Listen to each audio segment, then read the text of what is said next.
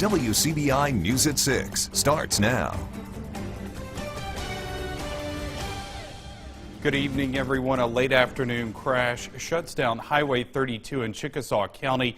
Mississippi Highway patrolmen are on the scene of the accident between an 18-wheeler and an ambulance. The wreck happened shortly after 5 p.m. WCBI has a crew on the way to the scene, and we will have details later this evening on WCBI News. In other news, new details tonight involving a 6-year-old boy reported missing in Columbus. Xavier Westbrook is now in his grandmother's custody after yesterday's search for him. WCBI's Jory Talley joins us live at the Columbus Police Department with more on the risk of leaving children at home alone. This time last night, 6-year-old Xavier Westbrook was running across this parking lot to his mom hours after she reported him missing. It's a story that could have ended much differently. It only takes a minute for a life to be changed forever. So that 1 second or that 1 minute, well, I'm just going to run to the store. But how long does it take for a person to get in trouble? A child can, and that was one of our concerns, is that with this child being gone that long, how far could that child have walked? Xavier Westbrook's story turned out good, but it brings about a bigger question. How many other families are forced into that situation because of finances and other reasons? I believe there are a lot of single parents that are working. Daycare is very expensive for a lot of parents, and they trust the child, but sometimes you can't trust your neighbors or you don't know who's watching your house. So it's a scary thing to leave children home by themselves. There are places to turn to get help with daycare costs. There are places that have scholarships for child care. But, you know, different churches and other daycares in our community that perhaps if that family don't have enough resources that they can scholarship that family. Buckhalter says you would be surprised at the number of people who don't have homes or apartments to live in. A lot of families are staying in places that they're not homes and they're not conducive to raise a child. But they're there temporarily, as it should be. Hotels are never homes. So in my mind, I'm thinking that families are there to save enough money so they can move into permanent housing. There's agencies and programs available that help struggling families with affordable housing and child care services. We have the Rapid Rehousing Program that we've been working with for a number of years. We have Columbus Housing Authority where the income is, the housing is based on income.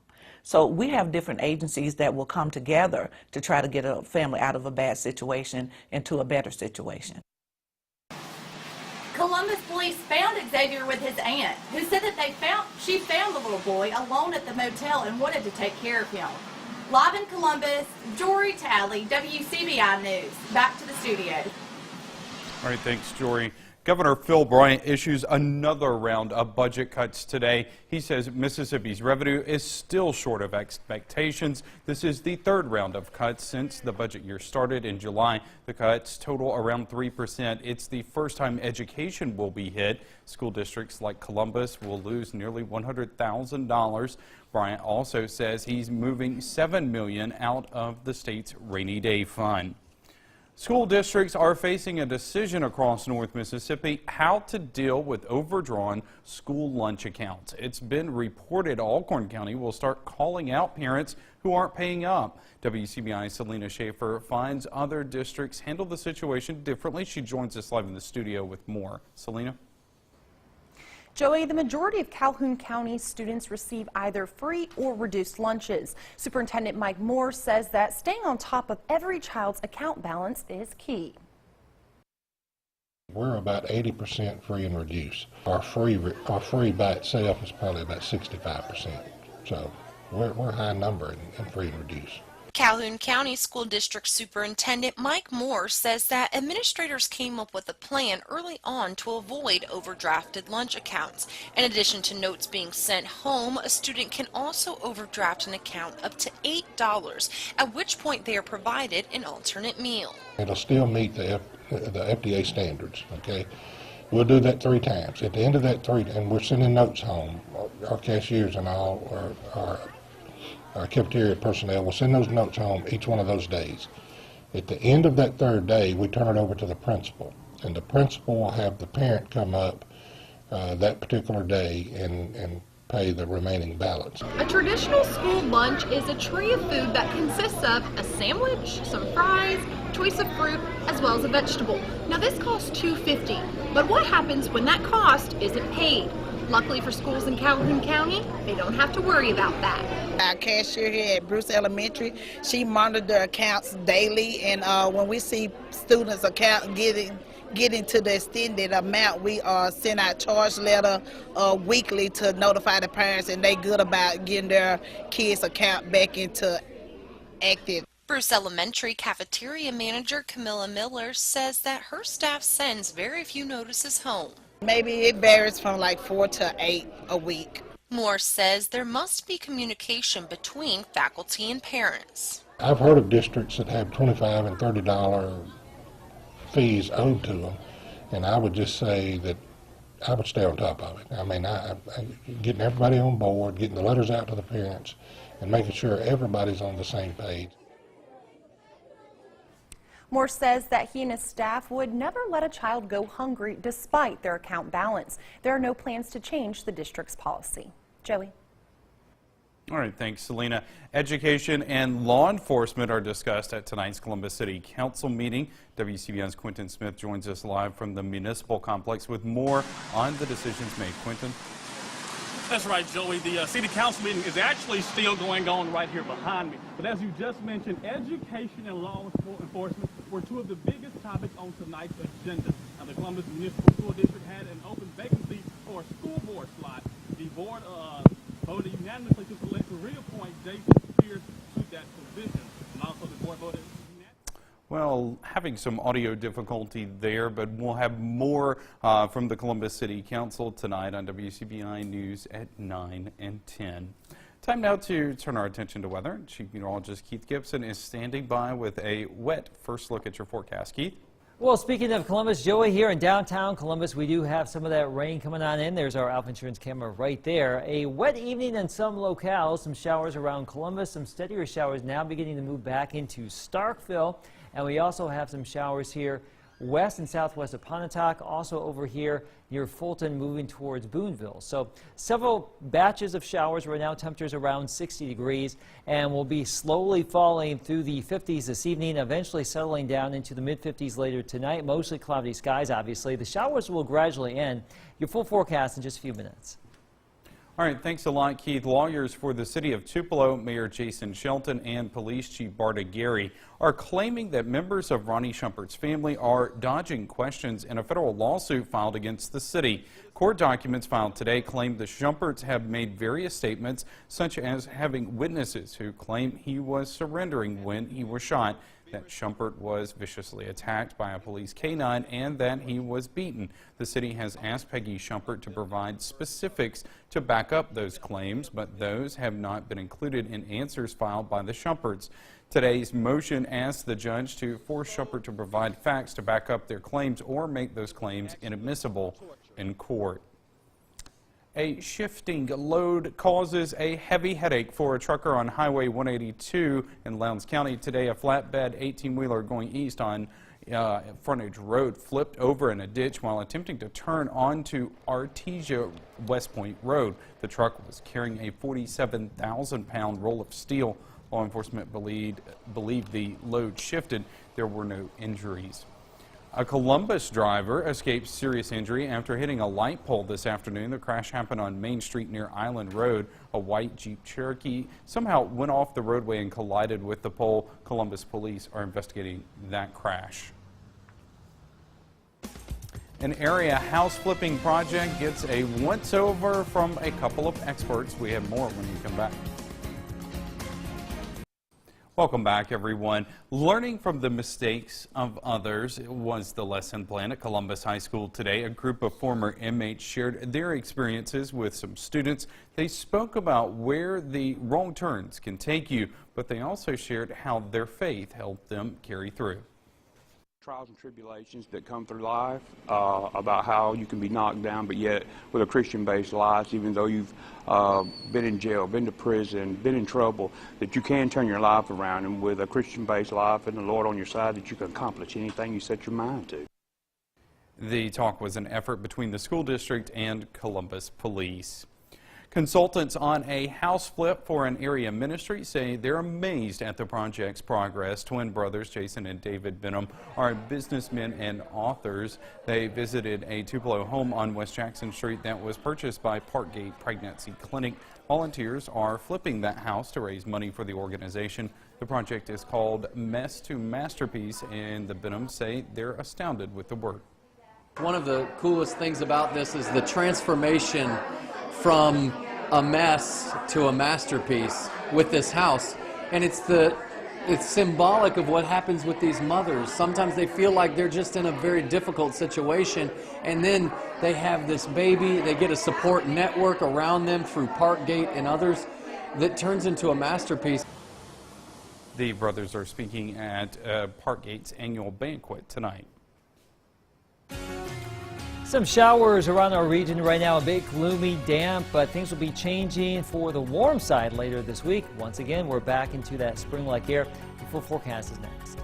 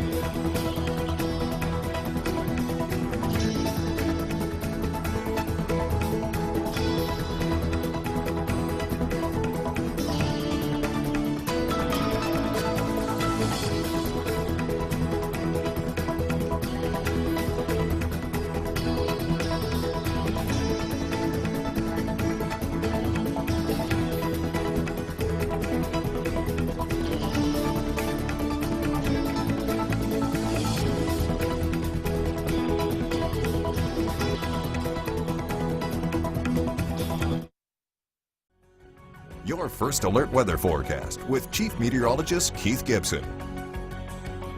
Here's our Alpha Insurance time lapse in HD in downtown Columbus. The clouds coming on in. Now, these clouds are moving from southeast to northwest around this big area of low pressure in the region. We've had numerous showers out there today as expected.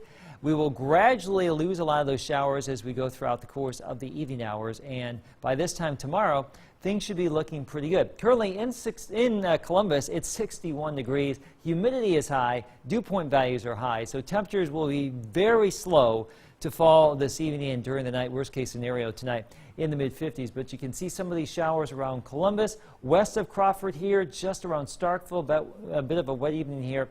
In Oktibbeha County, these showers go back to the west of Pontotoc. You can see that with our live Doppler radar east of Oxford down towards Bruce. And we've had some rain up here dancing around Tupelo, the heaviest band there, now moving towards Boonville here in northeast Mississippi. Speaking of that big area of low pressure, I think you can pick out that counterclockwise swirl.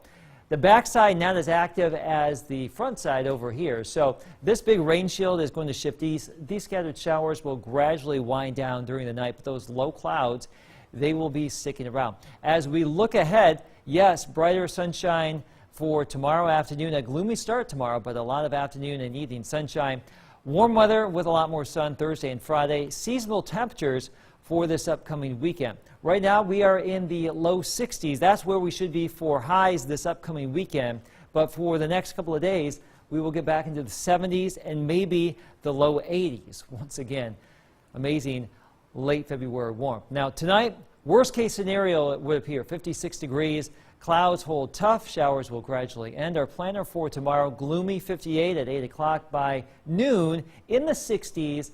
We'll start to break up those clouds, and by 4 o'clock, I think we'll see a fair amount of sunshine with temperatures in the low 70s. So that's the way it's looking for our day tomorrow. Our city-by-city forecast shows a lot of lower 70s after a very gloomy start. And let's just show you that 7-day forecast. Actually, let's show you Futurecast here. Forgot about Futurecast. So the rain will tend to wind down as we go throughout the course of the evening, but those low clouds will hold tough here for our Wednesday. Those clouds that will be shifting away. Here's the big picture as that system exits. We'll have warm southerly winds as we close out this week. We're talking upper 70s, low 80s perhaps as a big system gets organized out there across the Great Lakes. But that front could give us a chance for a few evening storms late Friday after a very warm day. Cooler low 60s for the weekend, maybe a shot at some low 30s by Saturday night. Well, Keith's 7-day forecast that you just saw looks more like something we'd see in late April instead of February 21st, meaning a lot of plants are blooming. WCBI's Victoria Bailey joins us in the studio with more on this impact from Mother Nature. Victoria?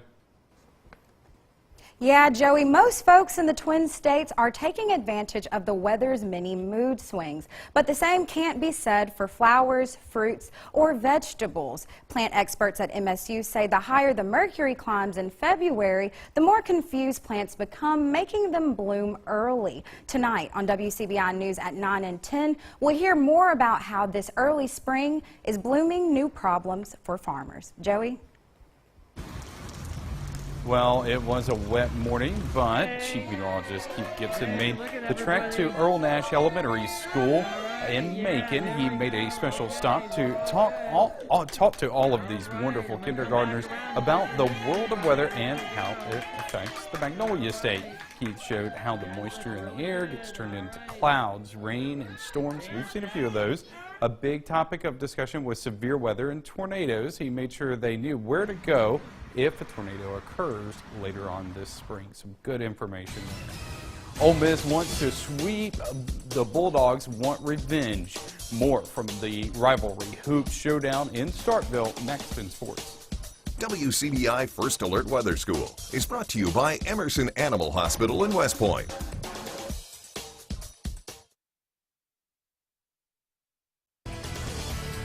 WCBI Sports with Tom Ebel is brought to you by your local Ford dealers. Go further. The stage is set for Mississippi State and Ole Miss to rematch in hoops on this Super Tuesday. Both teams are looking for momentum for the home stretch, and a rivalry win could do just that. WCBI Sports Director Robbie Donahoe has more from Starkville on the upcoming matchup.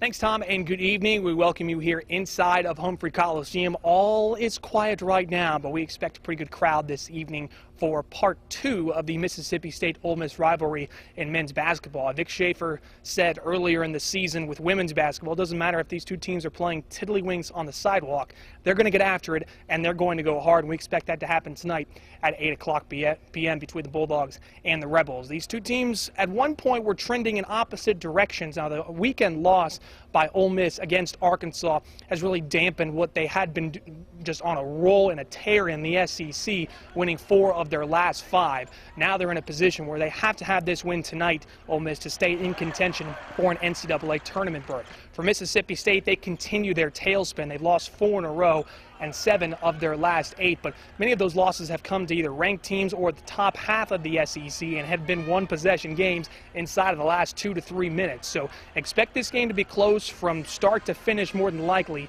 but don't forget, the last time these two teams played, January 31st, it was a 27-point win for Ole Miss. And it wouldn't be a rivalry if there was a little smack talk involved. Here's the cheat sheet for Mississippi State and their student section tonight.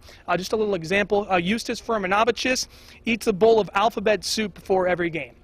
Obviously playing off the fact that his last name is so long and he's got plenty of vowels. But you'll get to see the game tonight at 8 p.m. We'll have a full recap coming up at 10 over on WCBI Sports. For now, reporting here inside of Humphrey Coliseum, Robbie Donahoe for WCBI Sports. Tom, let's toss it back to you in Columbus. Thanks for that, Robbie. And 2 more wins for Hail State Hoops, and they'll set program records for wins in a single season and the first regular season SEC title in program history. But before its game on Thursday, the Bulldogs continue to set new program marks. Mississippi State ranks number 2 in the latest Coach's Top 25 poll, the highest ranking in program history. The Bulldogs can thank Ohio State for taking down Maryland to jump the Terrapins in the latest polls. Mississippi State will look to keep rolling Thursday against number 22 Kentucky, and head coach Vic Schaefer says Kentucky's going to be another tough task in Lexington. This team they have now is no different from any of those in the past, just really skilled, athletic, can run the floor. They really get up and down in transition if you're not careful, and so we're going to have to do a great job. I love my team, and I'm glad to be going in there with this group, because I think if any group can go in there and do it, it's this group. Of course, we're talking all about basketball, Joey, and that's been the main thing right now with Mississippi State and Ole Miss. But baseball's also in town. Ole Miss and State were also in action today. Ole Miss was putting a whooping on Arkansas State, and Mississippi State and Morehead State are locked. Last time I checked, it was a 1-1 tie. It's pouring in Starkville, so I don't know how they play baseball down there. Yeah, they actually delayed that game. It was. For a little while. 5:15 was the first pitch, I think it was. And then coming up tonight, high school hoops playoff action continues. We'll have highlights from Knoxville County and some other places coming up tonight at 10. All over the place. All over the place. That's what we do, Joey. Thanks, Tom. We'll be right back.